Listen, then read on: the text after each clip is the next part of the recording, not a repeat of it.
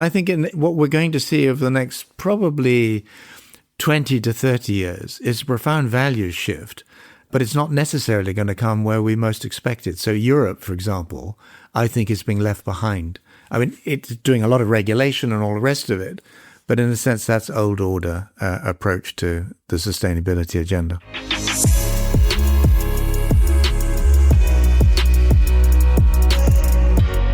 Welcome to the State of Sustainability podcast, where we unpack the topics and trends of corporate sustainability with me, Saif Hameed, founder and CEO of Altruistiq. On today's episode, we're excited to have John Elkington. John is a serial sustainability entrepreneur and has been an observer and collaborator of corporate sustainability since the 80s. He's credited with coining the terms green growth and triple bottom line and has been called the Dean of the Corporate Sustainability Movement by Businessweek. John and I explored the current ESG downturn, lessons learned through previous downturns. We looked at how companies and countries are adapting, and we discussed what makes a high-performing sustainability professional today. I usually introduce myself as having been in sustainability for about 20 years. But most of that has, my early career started off on the activist side and then in politics for a bit. And, I actually sort of got involved with corporate sustainability in the business world probably around about 2015. And John, in our last conversation, I know you mentioned that you'd already actually been through a few cycles by that point. But if I look at the things you've done and the things that you were doing in the 80s and 90s, I mean, it presaged a lot of the stuff that people are getting into now. It's not that people weren't working in sustainability at that time, but people weren't trying to make a business out of it. And I think what is actually really interesting is that you had a commercial mindset, and it seems like you already thought this is going to be a business opportunity as well as an impact opportunity. And even, the terms that you're credited with coining, green growth, triple bottom line, all actually do sort of presage this idea of money and impact going hand in hand. They do, but at the time it was very hard to see where the whole field might be headed. And I had this enthusiasm for and interest in the world of business, which in some ways went back to the 50s, early 60s. And because of my father's background, I was interested in aircraft. So I was then interested in the companies that made aircraft. And I would, as a child, write to them, but mainly in the United States, and get these sort of packages of information back from them. So I suspect some of them thought I was trying to build my own air force. I wasn't. But so when I in the 70s, I started to approach business. I was writing for one of our magazines then, New Scientist. I found it was almost impossible to talk to companies about safety, health, environment, these sorts of issues, because they made this standard assumption that if you were an environmentalist, you were a communist. And this wasn't a joke. This was simply the way they thought about people from that world. And, it took me, 18 months to get through the front gates and the front door. But once we'd managed that, then it opened out fairly quickly. But I still remember Peter Melchett, who was at the time running Greenpeace, saying to me, this is probably late 80s, no, it's fine if you want to try and engage business, experiment, but the only way forward is to pin them down with regulations so that they can't move an inch. And my response to Peter at the time was, if business is important to sustainability and to getting entrepreneurial approaches to creating tomorrow's solutions, then you can't simply pin them down to the ground like Gulliver and hope that they're going to be creative. Yeah. You've got to inspire them. You've got to motivate them. You've got to incentivize them. And I still believe that. One of the things that I find interesting now in the narrative is the idea that actually sustainability can be good business. At the same time, I think it's easy to overblow this. So I sort of think of the market in three categories. I think that there's maybe a 10% of the corporate market that can actually capture real value in sustainability brand positioning by being early movers, let's say. And I think of like a Tony's Chocolate Only or a Lush Cosmetics or an Oatly, these sorts. I think there's maybe another, let's say, call it 20-30% that are sort of fast followers and maybe take some of the trends and position some brands in a way to be disruptive. And I think Danone is kind of doing this reasonably well, and Unilever has obviously gone in that direction as well. And you can kind of see Nestle making some inroads there with some of their brands. And then I think there's this sort of 50, 60% of the market that is going to have regulation forcing them to make change. And they're going to bear a lot of the cost, but very little of the upside. Would you say that this sort of view on the market, it jives with yours, or would you cut it differently? Do you think there's more upside for more players? Well, it's interesting that some of the first group of companies or businesses you mentioned are basically early stage companies. They're not like Nestle. People have been around for 100 plus years, or Unilever or whatever. And I'm sort of slightly jaundiced at the moment in the sense that I think this agenda is going to be inevitably part of what business has to deal with and markets have to deal with in the 20s and 30s of this century. But I think most of the major companies that are currently engaging with it are still, even if they have chief sustainability officers and so on, they're still seeing it as something that is discretionary, that it's something that's on the edges of what they do. It's not formally strategic. It's not built into the guts of their business model, whatever they say. And now you start to see, the Mercedes-Benzes and so on, major companies backing off public commitments, in Mercedes' case, to 100% electric vehicles by 2030. I totally understand why they're doing that, because the market hasn't built as fast as they hope that it might. People still want to use internal combustion engines. But it's a suicide note to their shareholders, in my mind, because in comes BYD, in come all these other highly competitive Chinese EV brands. So to your question, yeah, I think there's a very small proportion of companies that will make sense of this, because the virtue of who they are and how they think. But many companies that we take for granted, I take a Nestle even, will not be here in 10 to 15 years because of what's coming at us. Now, their component businesses may well be there, but they won't necessarily be under a Nestle brand. Would you say that a sensible incumbent today would or would not set a science-based target?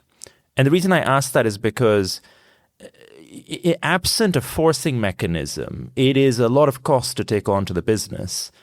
And actually, for an incumbent, there is a logic for saying, let's kind of do what we think is reasonable and wait and see, rather than sticking our neck out further than we need to. So, to your point, does a Nestle actually say, well, we need to do this because otherwise we won't be in business? Or do they actually say, well, the problem is bigger than we are, we should manage our own space?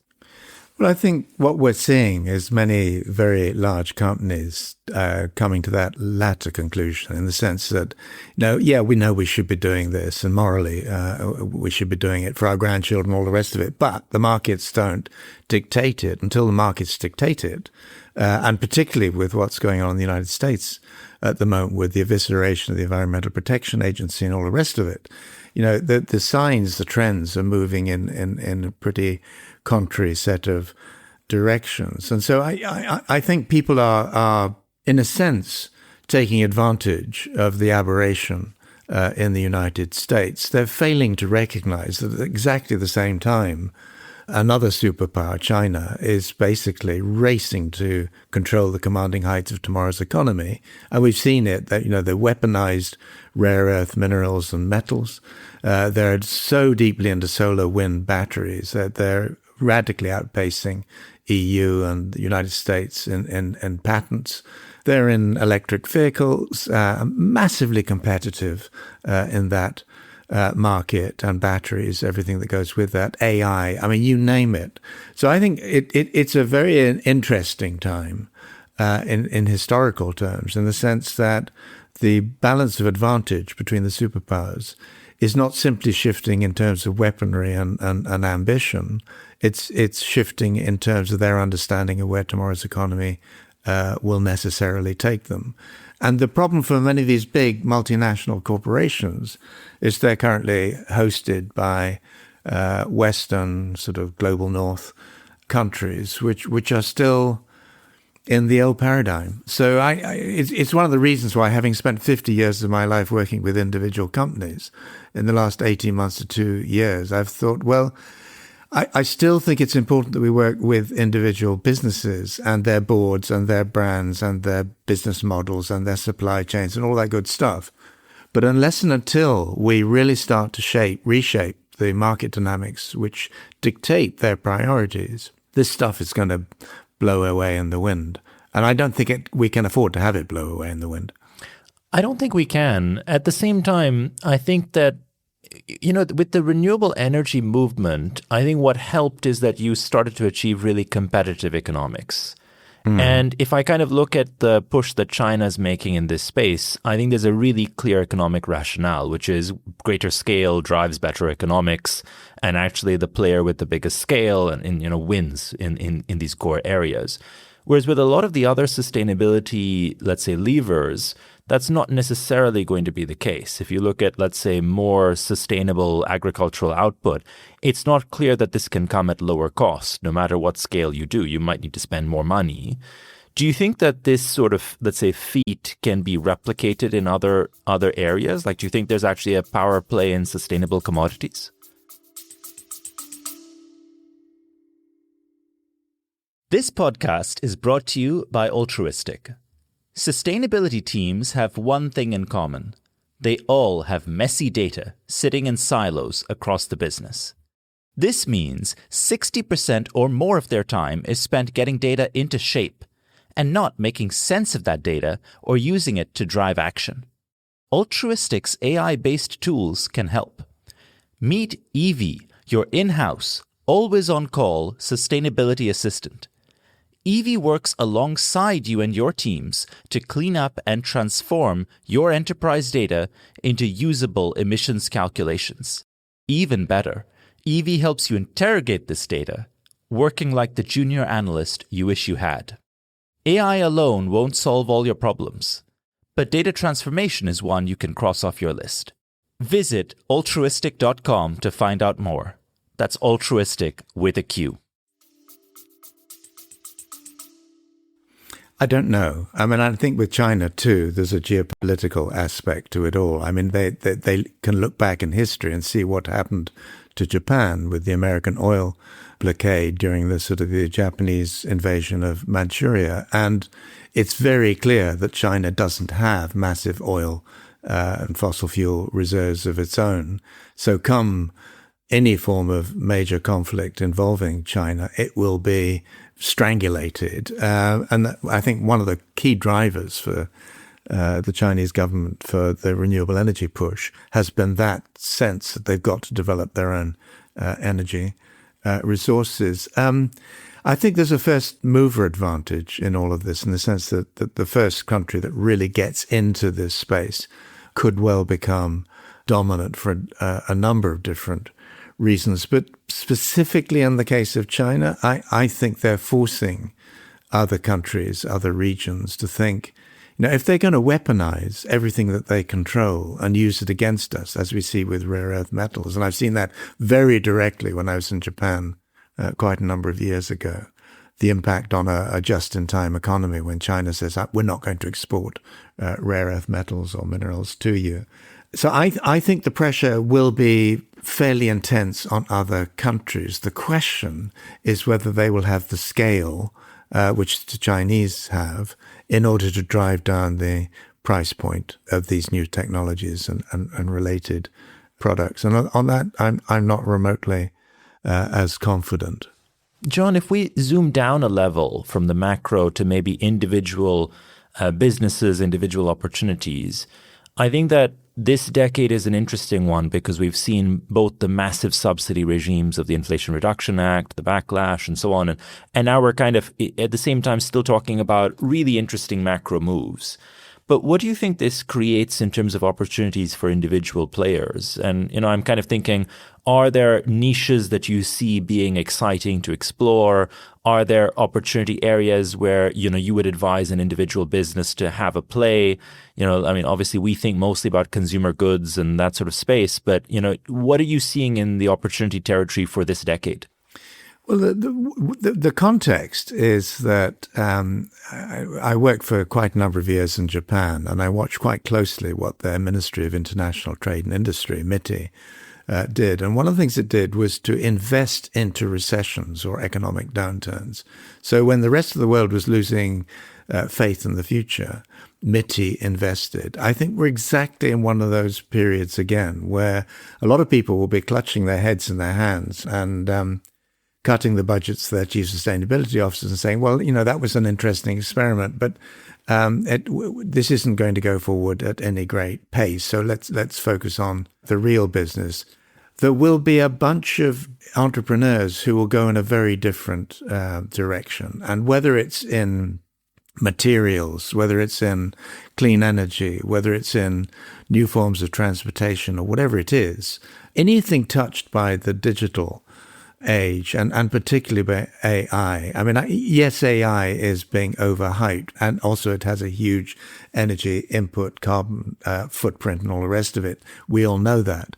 But when I've looked at recently at some of the application areas where AI is starting to it could be biomolecules, it could be new forms of metals, it could be vaccines or whatever. The stimulus to innovation is profound. And so I think almost any area of our economy that is touched by that digital world, and that's pretty much everything, is going to go through, over the next 10 to 15 years, an extraordinary set of evolutionary curves, learning curves, and so on. So I think this is an extraordinarily exciting time to be innovative, to be an entrepreneur, and so on. If you ask for particular sectors, I mean, I think anything to do with water, with energy, with soils, agriculture, food, nutrition. I mean, yes, we're seeing Novo Nordisk and companies like that with fat-busting drugs and all the rest of it. But in a sense, that's cleaning up after the mess that was created by previous food technologies. There is an astounding opportunity in that space. Particularly, I mean, we've seen many companies. You mentioned Danone earlier on. I mean, Walmart was an example. Unilever, PepsiCo, Danone North America, Nestle. They've all been talking about regeneration. And at the moment, it's one of those sort of feeding frenzy things. They hear the term, they want to be part of it. They've got an experiment somewhere that somehow sort of plays into this space. But that, if you think about the next 25 to 30 years, regeneration in every aspect of our world, I mean, so it's economic, it's social, and it's critically environmental, biological, ecological, and so on. That is the future. And there are people beginning to get into that space with different business models, and they will require new market dynamics, and therefore they'll have to lobby, they'll have to do the politics around all of this. And I suppose just a final point is that one of the things that we've been trying to push big companies towards is a recognition that sustainability is becoming political and it's becoming politicized. It's not just ESG, it's the whole shooting match. The upside of that is that it's suddenly becoming a bit more legitimate than it once was for companies to lobby in the right direction. Question is then, what is the right direction? And I think there's a huge need for companies to become more politically active in the right direction. And I think people will be more supportive than they might have been in the past. And we've started to see a little bit of that in the nutrition debate in the UK, for instance, right, where a number of the entities pushing for more regulation around what goes into what we eat were the larger corporations. I think that one could cynically say that it helps keep the barriers to entry high. It's exactly that, yeah. And I think that's a good case for doing it on the business side. There's a couple of other things I wanted to dig into, John. One is, you mentioned regen ag, and we talked a little bit about water as well. I've noticed that the big casualty of the current, let's say, political swing is mostly everything other than carbon. And so we work with, many large Fortune 500 companies, and the carbon agenda is generally unchanged, actually. Like the public goals maybe are a little lower, but the stuff they're doing is all the same. What is getting shelved is often water, maybe the nature agenda, maybe that pilot somewhere hidden away on regen ag doesn't actually get brought to scale. Do you think actually we're going to drop all the other stuff by the wayside and just make the problem bigger in a few years and come back to it? Yeah, I think two things. One is, yes, it will make the problem bigger. And my own sort of mental model, if you like, in relation to where this is headed over the next sort of 3 to 5 years, is that we will see a recessionary environment for ESG, clearly, also for different aspects of sustainability, including some elements of the carbon agenda. But all that means is it just pushbacks and delays necessary action. So when that action comes, it's going to come faster and it's going to come harder, and it's going to knock out some of the people who thought they could get away with things for a while. So in a way, my way of coming at all of this is based on 50 years, and particularly since 1994, tracking societal pressure waves first on government and politics, then on business, now increasingly on financial markets. And these things go up and they go down. They come in and they go out. But the periodicity between the wave peaks is shrinking the whole time. And I think there's a much bigger wave. So we're in a down wave period at the moment. Down waves are always when the most innovative work is done, rather than when people are swimming around in the froth, making all sorts of public commitments. But there is another wave going, and it's the one where this stuff goes deeply into the strategic and competitive advantage space. And China is one aspect of that. Then to your point about people shelving water and nature-based solutions and so on, what an idiocy that is in so many ways. And we just, with GlobeScan in Canada and the ERM Sustainability Institute, done the latest round of their global polling of sustainability experts. It was called Sustainability at the Crossroads. And one of the things that really struck me with the results was that nature-based solutions were way down the list.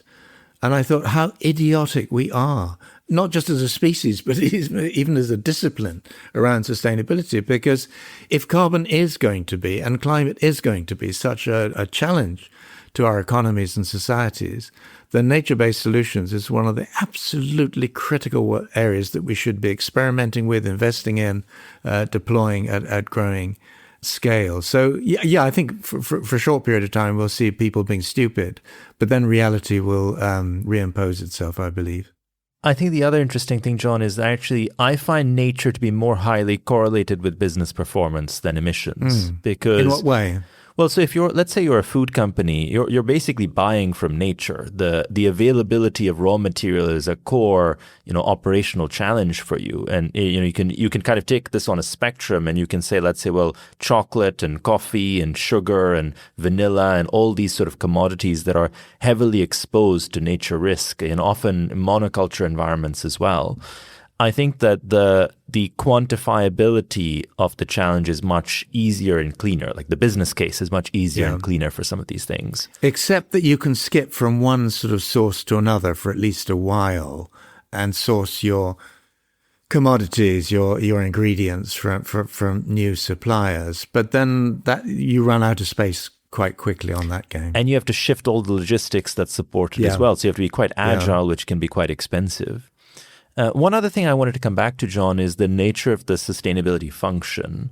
And I sort of want to approach this from two angles. One is continuing down the vein we were going, which is there's all these young professionals who entered the sustainability space and joined sustainability teams. And how do they last out a down cycle? Because I think it's comparatively easier when you're innovating, because you can say, well, actually, like I'm going to innovate for the future, and actually the lead time on what I'm bringing to market is 3 or 4 years anyway. But if you're looking to your next promotion, your next opportunity, like, do you think that, what does a sustainability professional do? And then my second angle is, are there any insights we can bring from prior waves that might be helpful to today's sustainability professional, because this has been seen and done before? Yeah. Well, in some ways, the pushback that we're seeing now, and particularly from the Trump regime, is a reflection of the fact that the sustainability agenda and everything that goes with it has been mainstreaming. And that suddenly started to be seen as an existential threat, not just by fossil fuels, but other people with potentially strandable assets. So to your question about prior waves, I mean, if I go back to, say, 2010, and you look at the Fortune 500 list of companies at that stage, you probably had less than 20 Fortune 500 companies with a chief sustainability officer or equivalent. In 2021, it had gone up to over 50%. And now, most self-respecting companies have something along with that sort of job title. I think that's going to continue in the sense that, again, we're herd animals. People are going to continue to want chief sustainability officers. But at the same time, you're starting to see chief financial officers looking at chief sustainability officer budgets and thinking, reporting, accounting, that should be part of our realm. You're seeing people like chief legal officers saying, compliance, maybe that should be part of our realm, and budgeting, and so on. So I think there's going to be a reconfiguration in this space over time. I would be very nervous if I were starting again in just simply going for 100% sustainability education right the way through to a master's or PhD or whatever. It doesn't mean that there isn't going to be space for that. But I think what we're getting into the period of all of this where as this becomes real, then your skills as a chemical engineer, your skills as an economist or an accountant, your skills in apparently unrelated but increasingly related areas are going to become very much more important.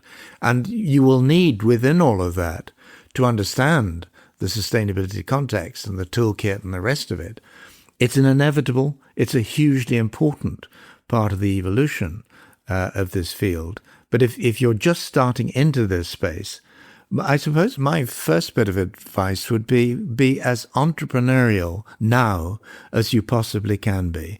Invest your time and your effort, if you have any capital, that as well, in things that are apparently quite high risk. Because the next 10 to 15 years are going to see such a convulsive set of shifts in every single market that you probably won't become a Zuckerberg or a Gates or whatever, but you'll have a wonderful ride at times.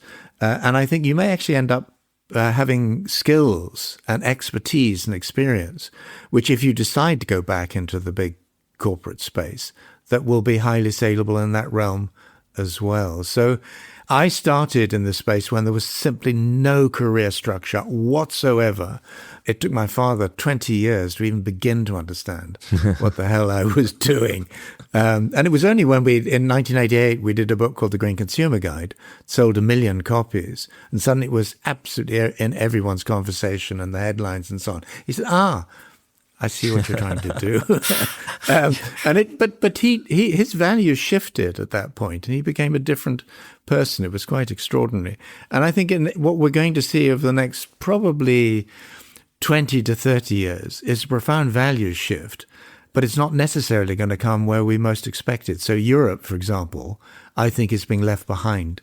I mean, it's doing a lot of regulation and all the rest of it, but in a sense, that's old order approach to the sustainability agenda. I think it's not really weaponizing the regulation to create new industries in the way that it could, actually. Yeah, I think there needs to be some upside. It doesn't have that, forgive the phrase, but killer instinct, which it once had. Exactly. It's lost that. It's been blunted. Exactly. That is almost a Tennyson quote, John. Oh, dear. John, my guesstimate is that you must have interacted with several dozen corporate sustainability teams over the years and probably several hundred sustainability professionals.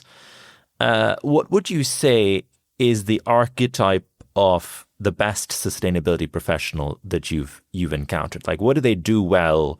What are they good at? And what types of opportunities are they excited by?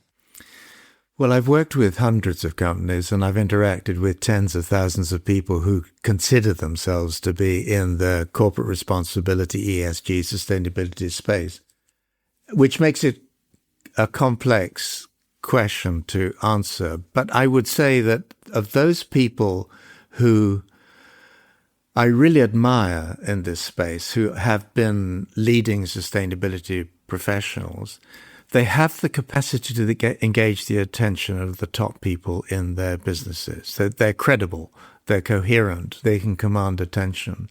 They're curious, they're continuously looking around corners, beyond the known horizons. They get out, they talk to people, and not just people who are sort of necessarily sustainability activists, but they go and see people in Silicon Valley. They might go and see the equivalent people in China or whatever. They go and see people who are struggling with water issues in India or whatever it might be. They're trying to understand by recognizing, as William Gibson once put it, the science fiction author, that, the future's already here. It's just not evenly distributed. So they go out to see where the future already exists and then bring that back in. They also play a critical ambassadorial role. So one of the things is that they bring activists, they bring influencers into the company, and they expose their senior management teams to these new voices, these new ways of viewing the world and viewing the future. But at the same time, they're building alliances across a sector, across different sectors, trying to bring the voice of business and to some degree increasingly finance into the world of politics and global governance at a very challenging time, because what we're seeing is the global governance mechanisms that we built up in the wake of the Second World War largely unraveling. But that's no reason for stopping the task of trying to keep the best of the current system going and create new platforms or initiatives or whatever. There are many different angles. The final thing I would say is that they bring on younger people. They recognize that this is not an agenda that's going to be dealt with by next Tuesday or even by 2030 or whatever. This is something that's going to need new generations of talent, trained in the right way, with the right sort of experience, the right sort of connections. And they bring that talent into the business, and then they train it up. It's a complex role, and I think it probably always will remain. But I mean, if you had to pick one or two critical characteristics or talents of these people, what would you pick? So I partially agree and partially disagree, John, with your assessment. I think that if I kind of look at the skills of storytelling, convening, being an amazing ambassador, I think that these are the traditional skills of sustainability professionals over the last several years, and I think that they are definitely important. What I'm noticing an absence of is slightly harder technical skills. And so I think that this ranges from, let's say, data analytics. We talked about AI, but actually, I think that most sustainability professionals are further behind on AI within their organization versus other functions. I think that sales and marketing, for example, are typically faster to embrace technology. I think procurement and other parts of the organization may be faster to embrace technology. I think for a lot of sustainability teams, the AI that they use in their personal lives has not yet been mirrored by the AI that they're using in their professional lives. And I think that's something that needs to be fixed. I think that, you touched a little on this point about how all these other functions looking to ingest sustainability work, basically, because it adds diversity, it adds power, it adds control. And so whether it's legal or finance or procurement. And I think that there are two ways this could go. One is that those functions take on sustainability work and upskill the natives in their own function. They upskill the finance natives or the legal natives onto sustainability. Or the sustainability functional people move into those functions and start bringing their capabilities into that function. And I think that if they're going to do that, they need to get good fast at the stuff that function does. So if you look at, for example, the bar on data quality, scrutiny, analysis in finance, it's much higher than it is in sustainability. If you look at the bar, let's say, on driving negotiations, collaboration, win-win outcomes within procurement and supply chain, it's higher right now than it is in sustainability. And I think that there's this big onus on sustainability professionals who want to survive the next few years to manage that upskilling well. And so I definitely take everything you're saying as base, almost table stakes. And I think that actually, probably even more useful when you're a chief sustainability officer. But I think that if you're 4 or 5 years into your career, I think you just need to have this whole, bedrock of stuff that you can deliver in the organization. We're not disagreeing. I mean, you asked me what patterns I'd noticed in people that I interacted with in the past. Necessarily, that's offset in time and space. And one of the things I've said in the last few years is that if I go to a company, I'm much less interested in talking to the chief sustainability officer than talking to, if they have one, a chief economist. Because these people see a very different world to the one that most CSOs see. And to a point around data, I think it's absolutely crucial. The problem with most chief sustainability officers and professionals in that space at the moment is they're utterly strangulated with the reporting requirements. So they're cranking the handle, producing information, not necessarily always data, which very few people are then using to turn into meaningful, useful, timely market intelligence. And that's a problem that we collectively have to crack. So I absolutely agree with your analysis. I think that's where it's headed next. And I do think that's what makes it so incredibly interesting. It's going to be a really fascinating 10 to 15 years, I think. John, I think that's a fantastic note on which we can bring this to an end. I really enjoyed this conversation, so much incredible stuff we've covered. My initial thinking was that we would sort of go decade by decade on a kind of story through the ages. But I actually like the way that we've done it here. We touched a little bit on what's happening in the macro environment, what are the big moves that are being made, whether it's, it was the US, now it's China, where is Europe getting left behind? Where does Europe lack that killer instinct? We touched a little on what could be the interesting opportunities if you're an innovator or an entrepreneur in this sector. And then we came back to the corporate sustainability function. And if you're, whether you're a senior professional or someone earlier in their career, what are the skills to build? What are the areas to explore? And how do you be useful? So I think this was a fun, wide-ranging and deep discussion. I'd actually love to have you back on the show for maybe a part 2 in several months and see how some of this shakes out. I'd love to do that as well. But I've enjoyed the conversation, and however we do it, let's continue it, Saif. Thanks very much indeed. Thanks very much for listening to this edition of the State of Sustainability podcast. Please hit follow or subscribe so you get notified as soon as our next episode drops.